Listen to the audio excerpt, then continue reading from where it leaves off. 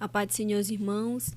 Dando continuidade ao nosso estudo do livro de João, o pastor já tinha feito a primeira parte, né? Comentar a primeira parte. E agora eu vou estar falando da segunda parte, que fala do ministério público de Jesus.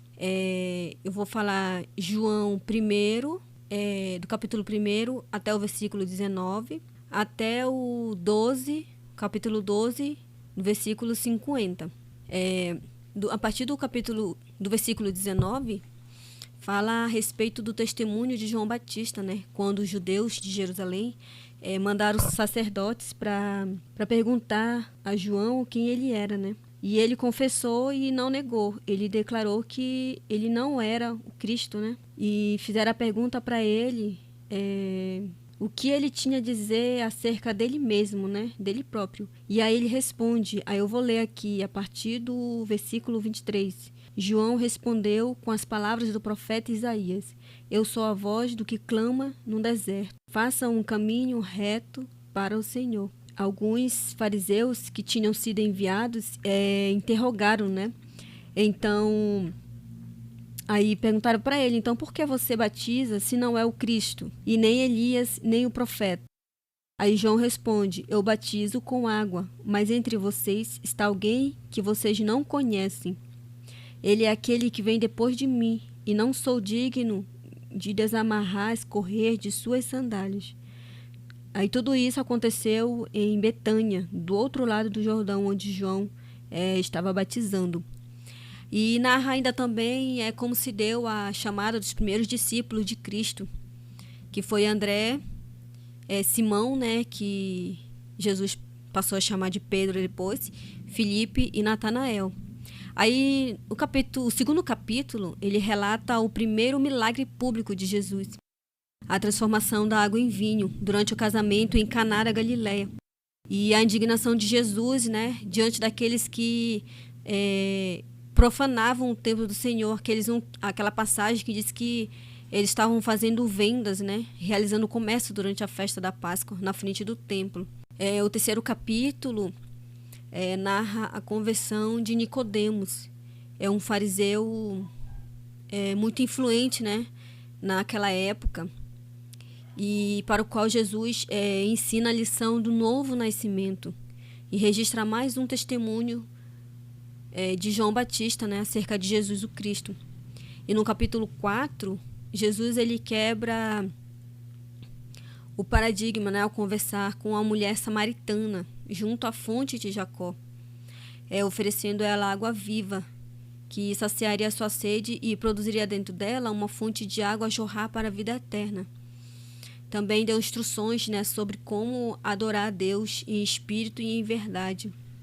E termina com o testemunho da mulher diante dos moradores daquela cidade, né, que também foram ter com Jesus e aprender com ele, né?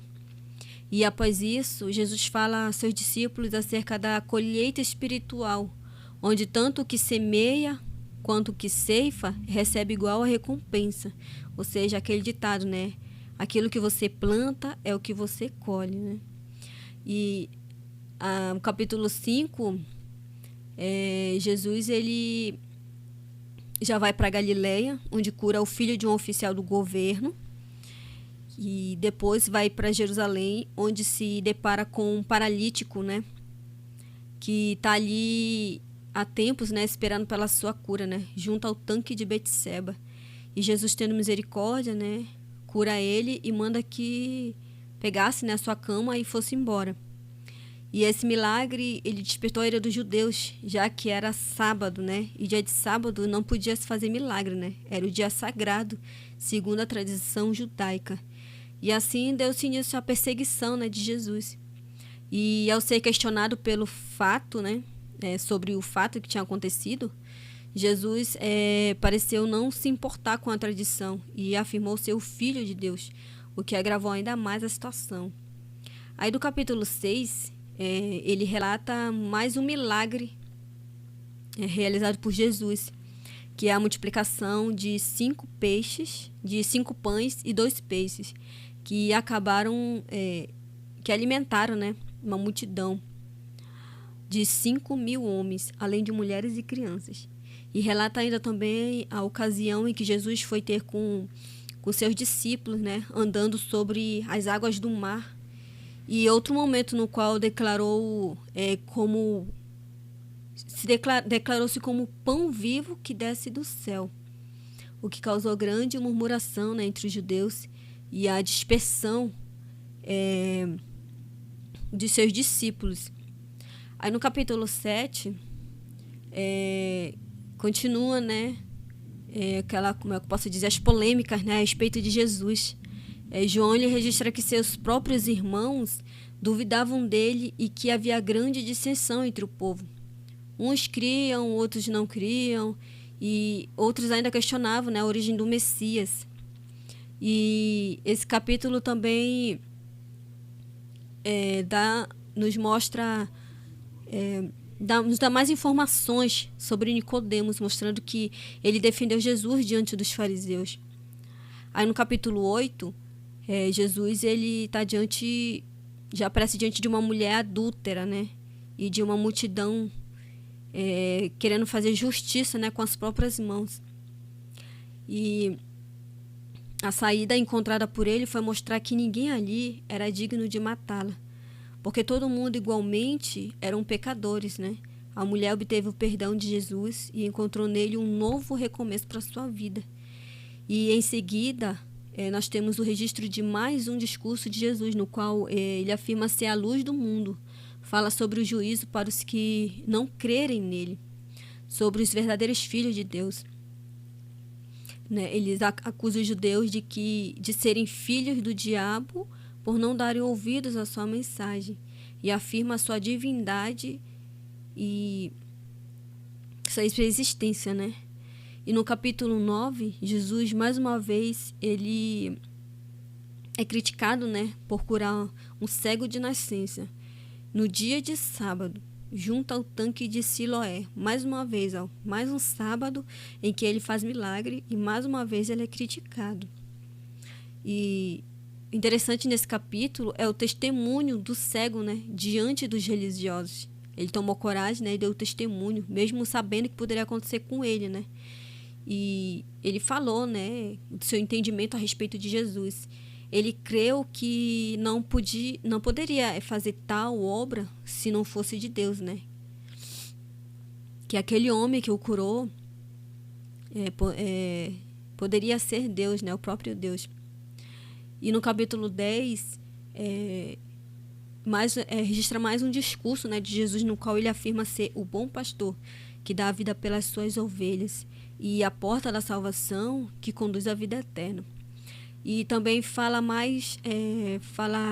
de mais um encontro com os religiosos durante a festa da declaração, da dedicação, no qual eles tentaram apedrejá-lo, mas Jesus tinha conseguido escapar. E quando ele se dirigiu para o local onde havia sido batizado por João, ali muitos foram, né, até ele, desejando ouvir sua mensagem. E no capítulo 11, o texto afirma que Jesus é a ressurreição e a vida. Ele demonstra, né, a sua humanidade ao chorar a morte de Lázaro, né? Foi, acho que, se eu não me engano, a primeira vez que Jesus chorou por alguém, né, por um amigo querido, né? E logo em seguida mostra o poder e a divindade trazendo ele de volta à vida, trazendo Lázaro de volta, né? Quando ele fala para Lázaro sair para fora, né, que já estava 4 dias ali morto. E mais uma vez, os fariseus, ao invés de o adorarem, buscavam prendê-lo e matá-lo, né, pelo que ele havia fazendo, né, pelos feitos que ele havia fazendo. Aí no capítulo 12, já vai descrever um jantar oferecido a Jesus pela família de Lázaro, no qual Maria, ela realiza um dos maiores atos de adoração da Bíblia, né? Ela unge os pés de Jesus com um óleo, né, que a Bíblia diz que é caríssimo, sendo criticada por Judas Iscariotes e elogiada por Jesus. E depois Jesus ele entra em Jerusalém montado em um jumento, né, em um jumentinho, sendo adorado, né, aclamado ali pela multidão, pelo que havia realizado na vida de Lázaro, né? Pelo milagre que tinha vindo acontecido, né? Pela ressurreição dele. E conforme predito, né, pelo profeta Zacarias. E em seguida ele anuncia que chegou a hora de ser glorificado e utilizado aquela parte, a metáfora, né, do grão de trigo. E explica que precisa morrer para que outros vivam.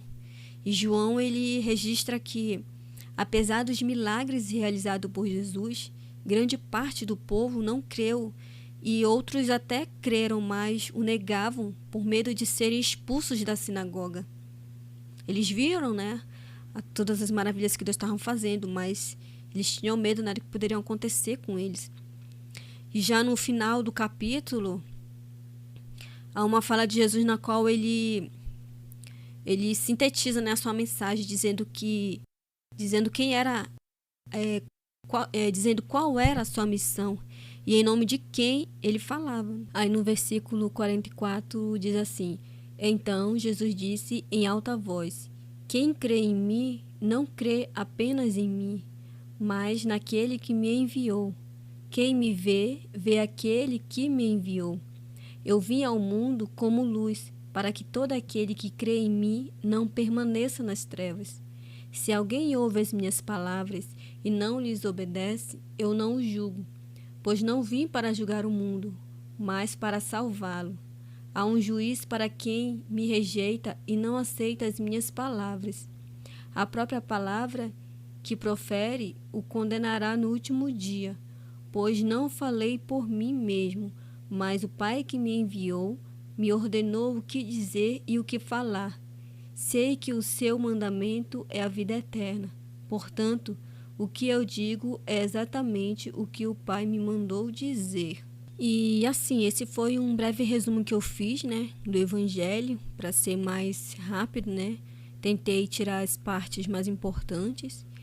E assim, o Evangelho de João apresenta muitas lições sobre como viver aqui na Terra. Nos ensina sobre os propósitos de Jesus Cristo, né, e o motivo pelo qual ele foi enviado à Terra por Deus, né? Todos nós pecamos, mas também todos nós merecemos, né, o julgamento de Deus. E ele enviou seu Filho único, né, para satisfazer o julgamento por aqueles que creem nele. E Jesus, ele viveu uma vida sem pecado e nos amou tanto que morreu, né, pelos nossos pecados, tomando sobre si, né, o castigo que nós merecemos ter tido, né? E o Evangelho de João, ele nos ajuda a compreender a verdade sobre Deus, a verdade sobre a eternidade, sobre a decisão de aceitar Jesus Cristo, né, como nosso único e verdadeiro Salvador. E assim como Maria, né, vamos nos derramar aos pés de Jesus, vamos pedir direção, sabedoria, entendimento, conhecimento, para que Ele venha nos capacitar cada vez mais, para que nós não venhamos, né, nos afastar da presença dEle, porque na situação em que nós muitas das vezes nos encontramos, muitas das vezes somente Ele pode nos livrar, só Ele pode nos ajudar a nos libertar de algo que vem nos tentando nos afastar da presença dEle. E como todos nós sabemos, em todos os momentos das nossas vidas, Jesus Cristo é a resposta. Amém?